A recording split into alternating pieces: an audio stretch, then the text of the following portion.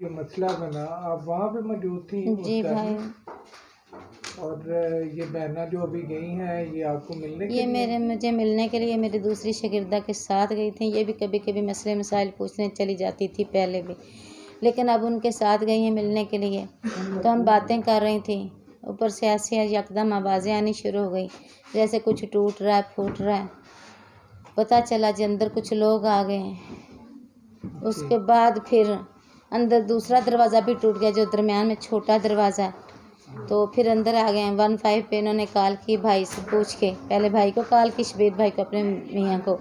उसके बाद उन्होंने कहा जी 15 पे कॉल करो। उन्होंने 15 पे कॉल की है तो उतनी देर में पुलिस आ गई। पता नहीं उन्होंने पहले कॉल की हुई थी, ये हमें नहीं पता।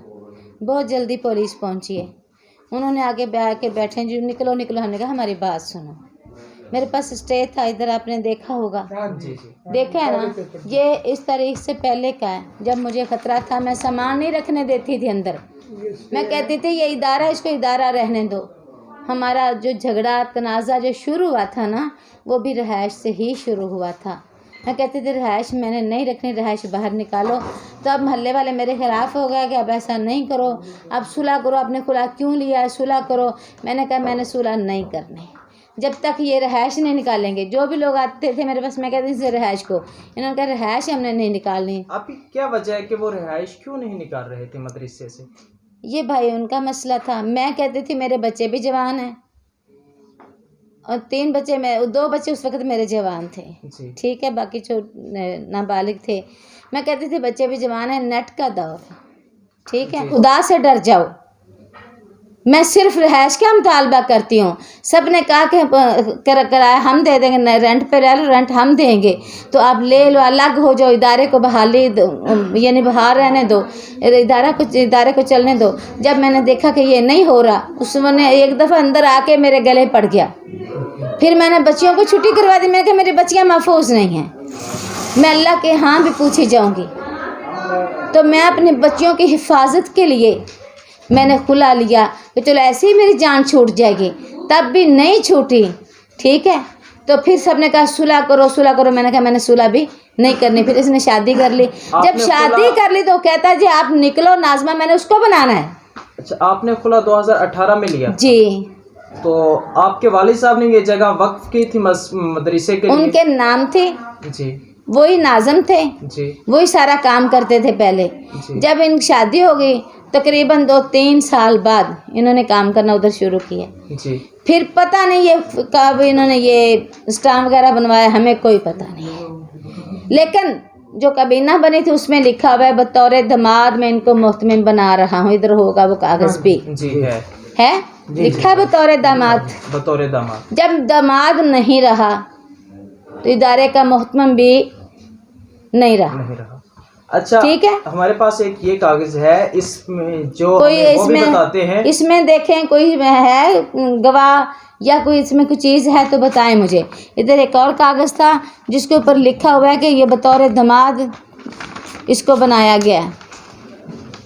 अच्छा, तो उसके बाद रुजू के लिए उन्होंने कभी आपसे बात की?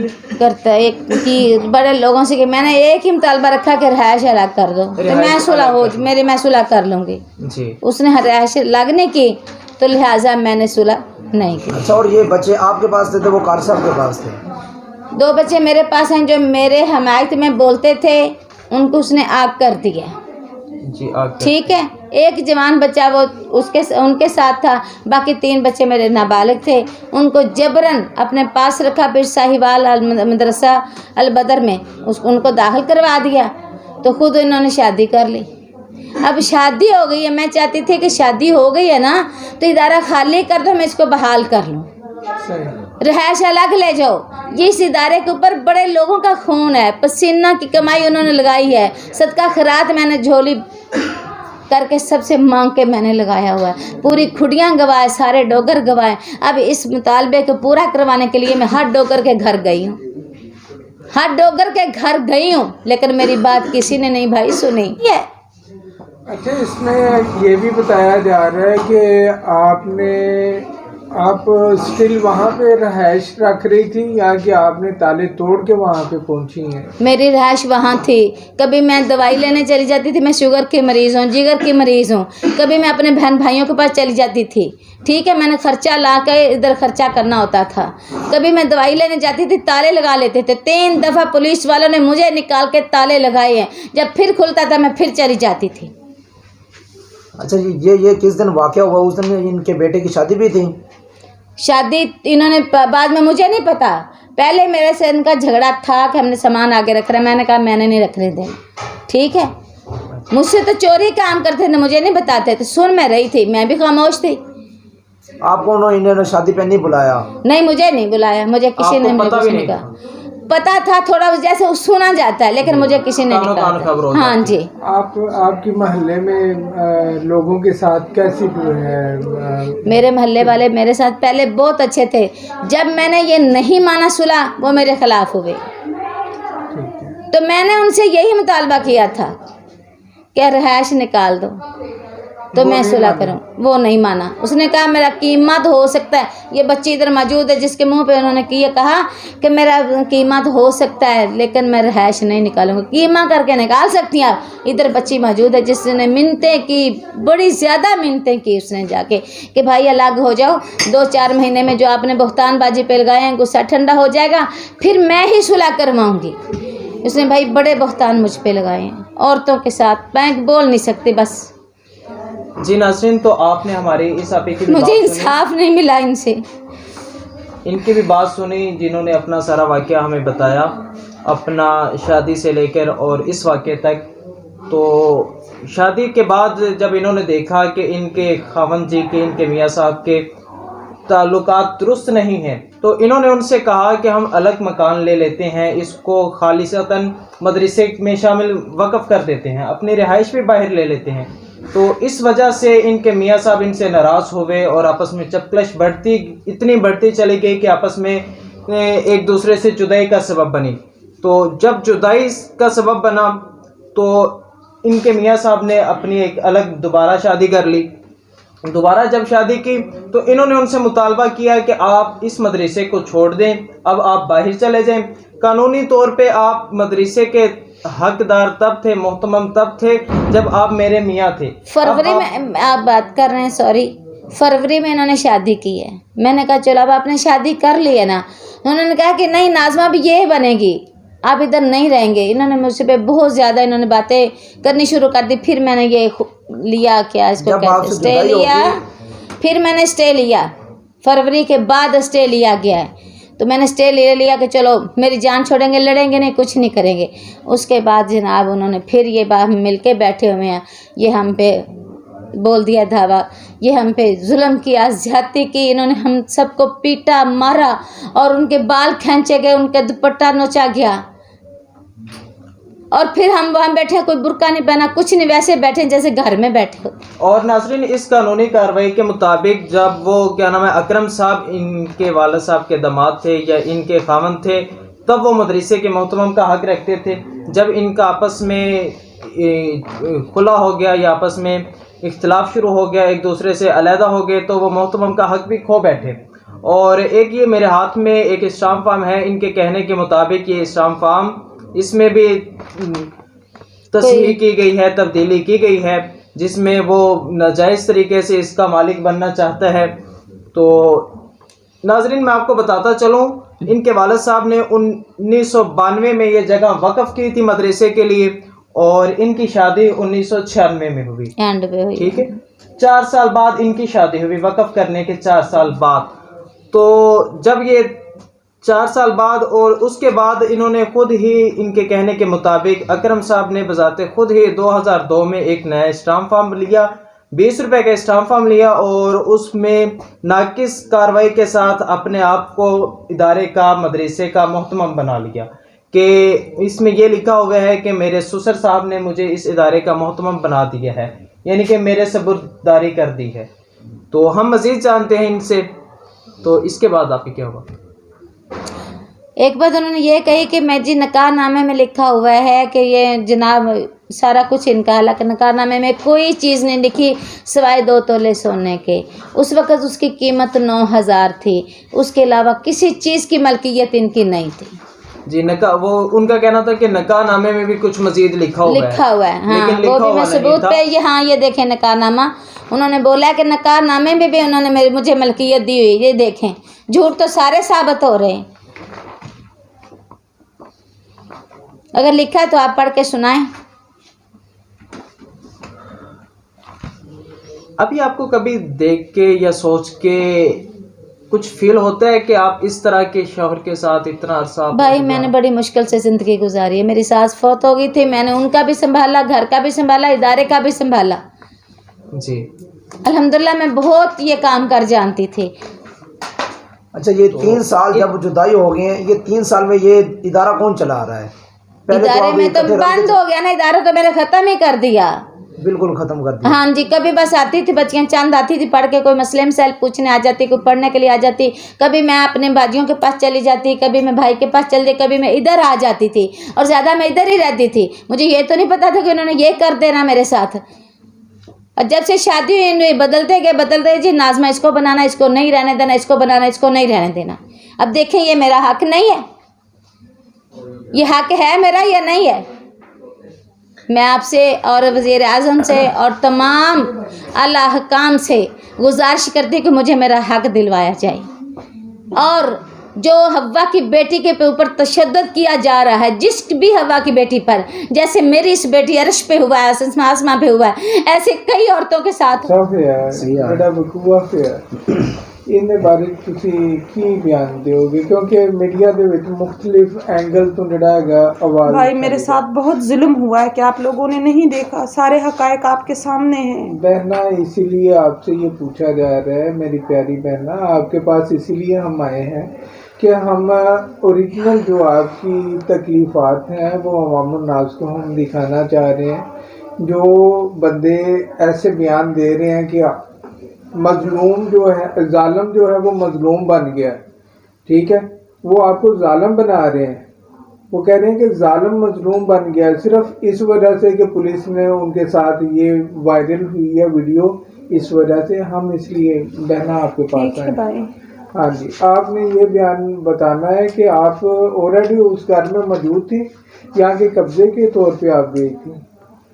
नहीं भाई, मैं तो वहाँ मेहमान की हैसियत से गई थी। वो जो बाजी है मदरसे की, अच्छा, बाजी खतीजा, हाँ, मैं तो उनको मिलने गई थी। जो उनकी स्टूडेंट है खाला आयशा, वो मेरी मासी सास है, वो आई हैं, उन्होंने कहा कि बाजी को मिल के आते हैं। ठीक है, तो मेरे साथ मेरा छोटा बच्चा भी था, बस मैं गई चली। मेरे नसीब में ये लिखा था, ये जुल्म उन्होंने मेरे साथ कर लिया। मैं किसी बाज़ार में नहीं थी बैठी, मैं किसी गलत जगह पे नहीं थी, मैं कब्ज़ा करने नहीं थी गई, मैं तो मेहमान बन के गई थी। जो कब्ज़ा करने जाते हैं वो ऐसे जाते हैं।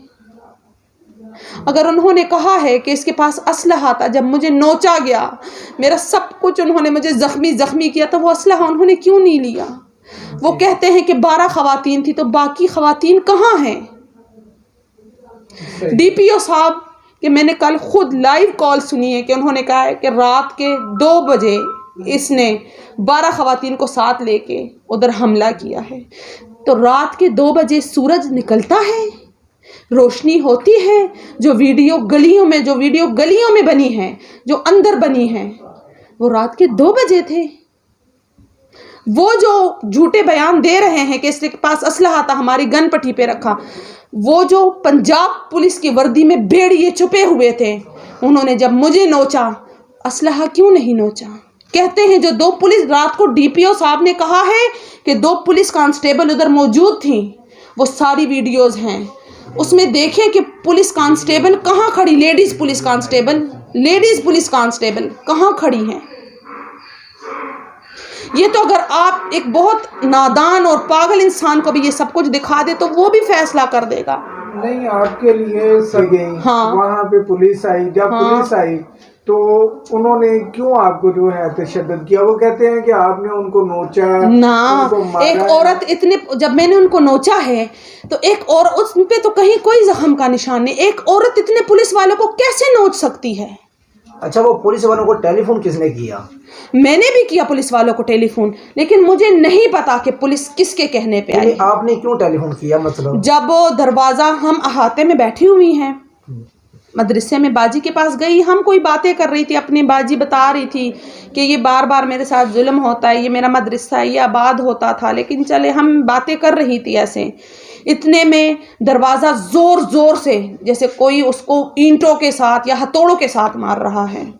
मैं बहुत ज़्यादा घबरा गई, बाजी भी बहुत घबरा गई, जो मेरी मासी सास मेरे साथ गई थी वो भी बहुत ज़्यादा घबरा गई, वो उधर की पुरानी स्टूडेंट है। हम दरवाजे की तरफ गए तो वो दरवाज़ा बस टूटने वाला था। मैंने अपने शौहर को कॉल मिलाई, मैंने कहा शबीर मैं तो इधर मदरसे में आई हुई हूँ, लेकिन बाहर तो कोई दरवाज़ा तोड़ रहा है, इतने लोग जमा हुए पड़े हैं।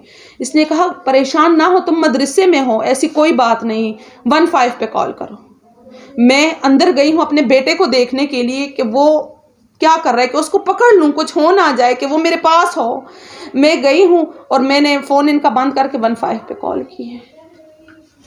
जैसे मैं बाहर आई इतने में पुलिस पहुंची हुई थी, दरवाजे खुले हुए थे। अच्छा, अचानक ही पुलिस, आपने टेलीफोन किया? हाँ, थोड़ी देर बाद ही वो पहुंच गई। ये इनकी सब प्लानिंग थी मिली। जब मैंने उनके खूनखार चेहरे देखे, वहाँ अकरम मौलवी, अशरफ कबाड़िया और इजाज बाजवा। अच्छा, अकरम मौलवी साहब वहाँ पे मौजूद थे जब? हाँ, उसका भाई भी था एक, वो आपने वीडियो देखी है, उसका भाई भी खड़ा हुआ है जी।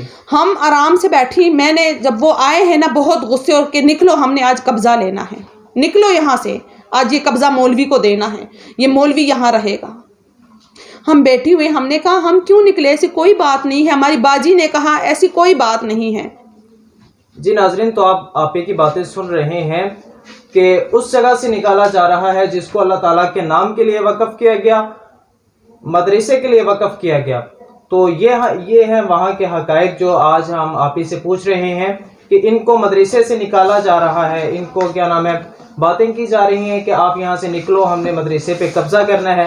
वल्ला ये तो क़यामत की निशानी है। हम भाई फिर वो मौलवी का इंटरव्यू, नाज़रीन ये भी बात काबिल गौर है कि उनके कहने के मुताबिक था कि मदरसे को ताले लगे हुए हैं, और बाद में जब उनका बयान आया, उनके कहने का मतलब ये था कि इन्होंने जाके अपने साथ कुछ साथी लिए हैं, कुछ मर्दों को लिए हैं, और वहाँ जाके मदरसे के और घर के ताले तोड़े हैं, दरवाजे तोड़े हैं।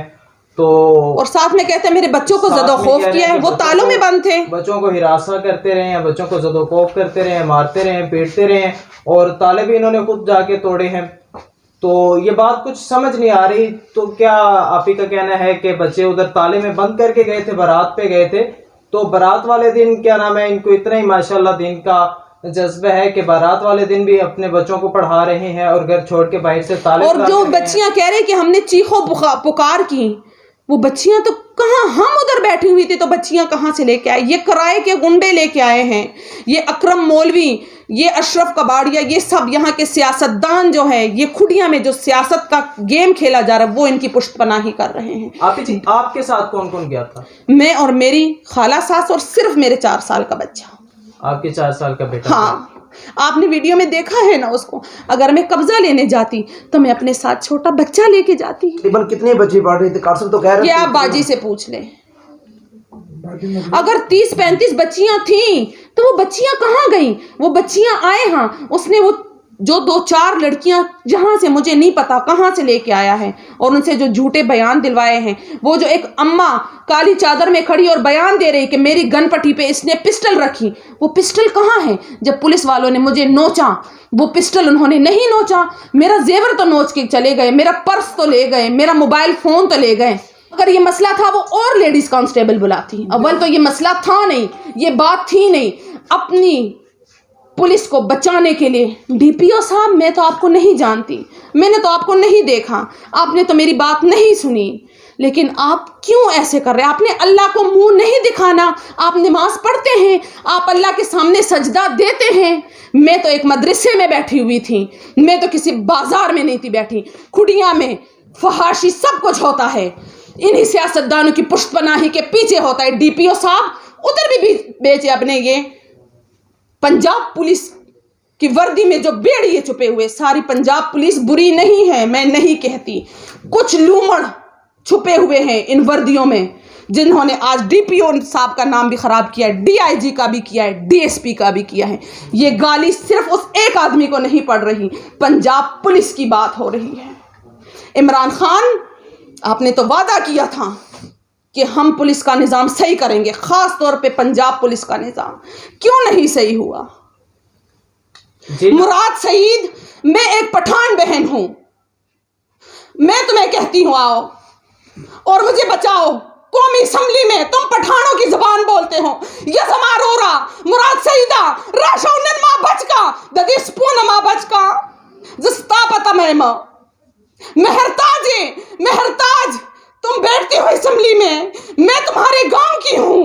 मेहरताज, डॉक्टर मेहरताज राशा जमा त्रोर जमा खूर ननमा बचका मुराद सईद जमा रो रे राशमा बचका। मैंने पंजाब पुलिस वालों को कहा कि मैं गयूर खानदान से हूं, मैं डोगरों की बहू हूं, मैं सरदार फारूक के गांव की बहू हूं। सरदार फारूक का नाम तो बहुत चलता है, हाजी डोगर का नाम तो बहुत चलता है। इन्होंने क्यों नहीं मुझे बचाया? इनकी गैरत क्यों नहीं हो आसमान में आई? क्यों नहीं? क्यों कि मैं पठान थी। अगर ये डोगरों की बेटी होती तो मैं देखती आज सारी खुड़ियां में आग लगी होती। अगर ये अच्छू कबाड़िए की बेटी होती तो आज सारी खुड़ियां में आग लगी होती। अगर ये इजाज बाजवा की बेटी होती तो आज सारी खुड़ियां में आग लगी होती। ये हाजी डोगर, मैं इसकी बहुत इज्जत करती थी, मैं इसकी बहुत इज्जत करूंगी। वो पढ़े लिखे इंसान हैं, अपनी तालीम के जरिए वो इधर पहुंचे हैं, लेकिन अशरफ कबाड़िए के बेटे की तलाक का मसला भी तो इसी ने हल किया था ना। आज तो मैं इनके खानदान की बहू हूं, क्या हुआ कि मैं पठान हूं? ये पठान और पंजाबी की बात नहीं है, ये तो पूरे पाकिस्तान की बात है, ये तो मुसलमानों की बात है। मेरे भाई मेरी तरफ देखें, उस दिन मुझे कश्मीर की बहनों की रिदाओं के छीनने का दर्द महसूस हुआ।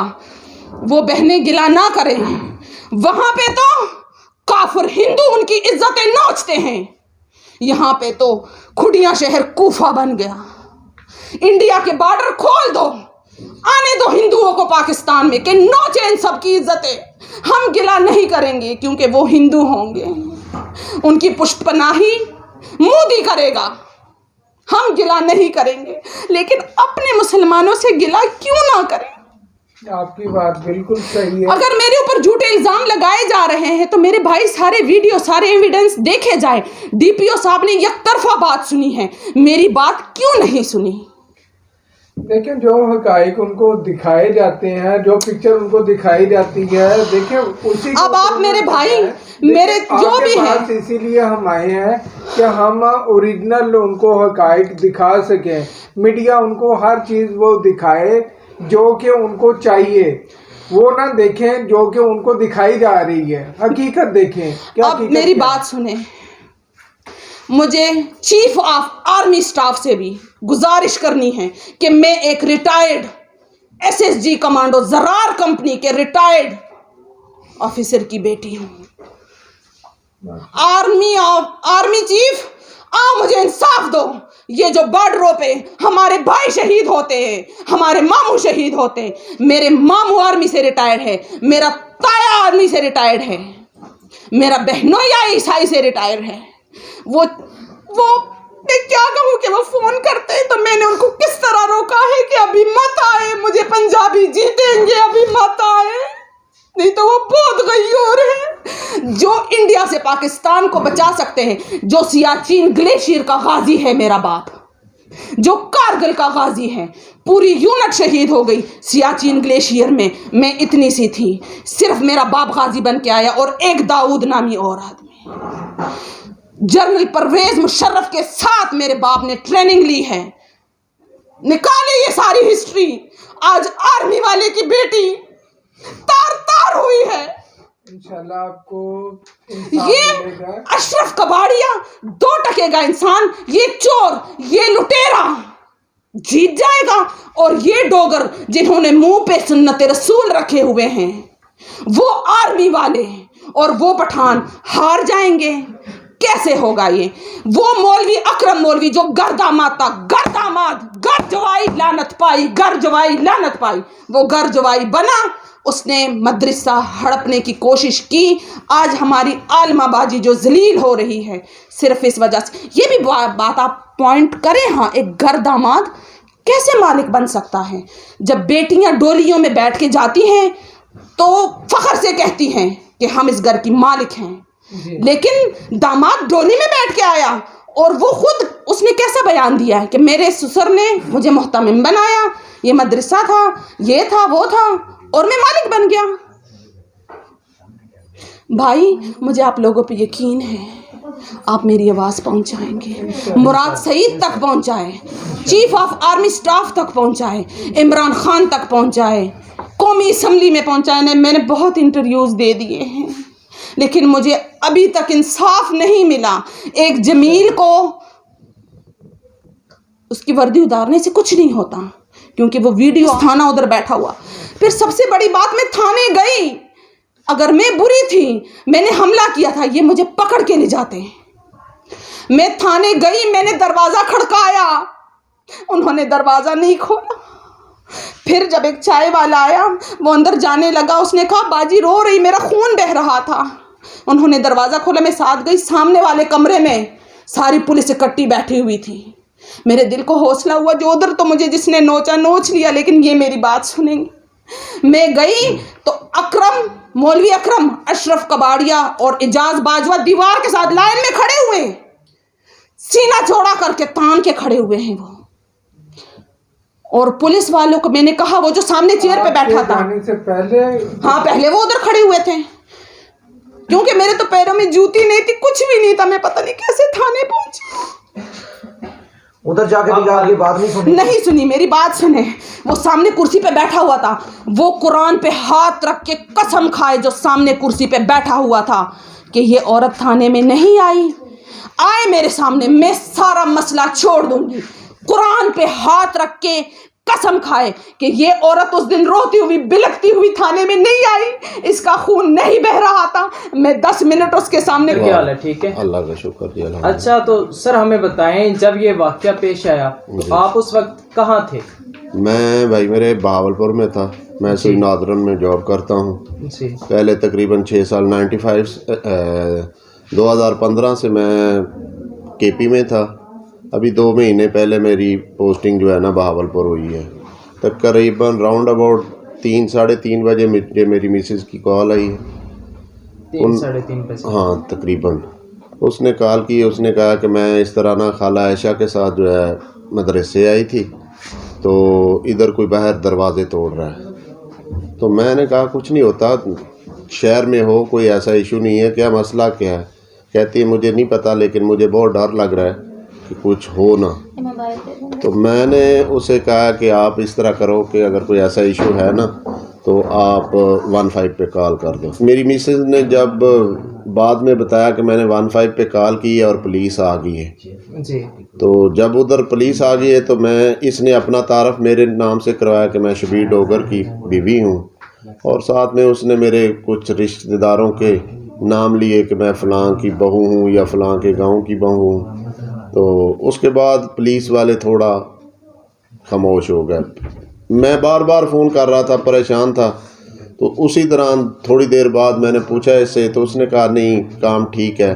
और वो आपके पास वीडियो में भी मौजूद है कि वो पुलिस वाले उधर इन्वेस्टिगेशन कर रहे हैं और बैठे हैं और बड़े सुकून से बैठे हैं। जो लोग ये कहते हैं कि ये कब्ज़ा करने गई हैं, उनसे मेरा सिंपल यही सवाल है कि कब्ज़े वाली औरतें, ये वो लोग ये वीडियो देखें, वो इतनी कमाल की औरतें हैं, इतनी दलेर औरतें हैं, उन्होंने उधर कब्ज़ा भी किया और वो पुलिस वालों के साथ इसी तरह जैसे मैं आप लोगों के सामने बैठा हूँ इतनी रिलैक्स भी बैठी हैं।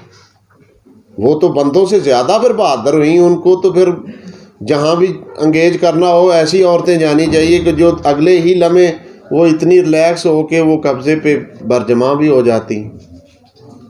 तो उसके बाद जो है मुझे थोड़ी देर बाद इसने फ़ोन किया, ये रो रही थी, चीख रही थी, इसने कहा मेरा कान फाड़ दिया उन्होंने। अच्छा, पहले जब उन्होंने बात की तो आपने कहा कि पुलिस को बात करो, 15 पे कॉल करो। जब 15 पे कॉल की तो नतीजा क्या निकला? बाद में कान फट गया और क्या नाम है नोचा गया और ये नतीजा निकला 15 पे। उल्टा मतलब पुलिस वालों ने इन पर तशद्दुद किया। वो तो भाई मुझे ये पूरा प्री प्लान्ड लगता है। आपने सिटीजन पोर्टल पे भी इसकी रिक्वेस्ट की? हाँ बिल्कुल की है। आपका प्रूफ है उसका? जी मेरे पास मेरे ये सेल में मैंने चार्जिंग पे लगाया, वो मैं आपको दिखा देता हूँ। बल्कि उसकी लोकेशन भी आपको बहावलपुर की जो है ना जिस जगह पे मैं रह रहा हूँ वो आएगी। जी नाज़रीन, तो आपको पता चल गया होगा कि ये वो साथी हैं जिनके बारे में ये बात की जा रही है कि ये कब्जा करने गए थे। इन्होंने अपनी खातून को भेजा था कि वो इतनी इनकरेजेबल थी, इतनी हौसलामंद थी कि क्या नाम है वो जाके कब्जा ले सकती हैं। तो इन्होंने कहा जा रहा है कि इन्होंने अपनी खातून को भेजा और साथ कुछ बाहर से बंदे भेजे कि जाके कब्जा लें।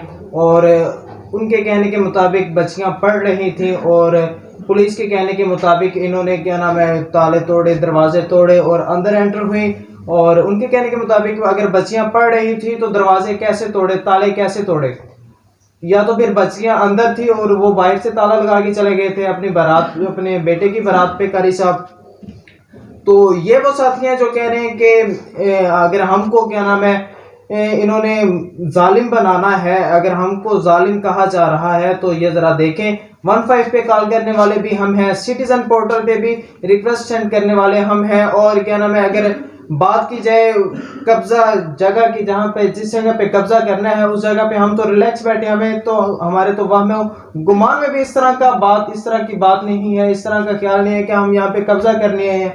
तो नाज़रीन सामीन, इसी के साथ मैं आपसे इजाज़त चाहूँगा। आपका होस्ट सुफियान राजपूत भट्टी और दीगर साथी इंशाल्लाह अब हम जाएंगे दूसरी जानिब, तो वहाँ के हालात और हालात वाक़यात का जायज़ा आपको लेकर देंगे।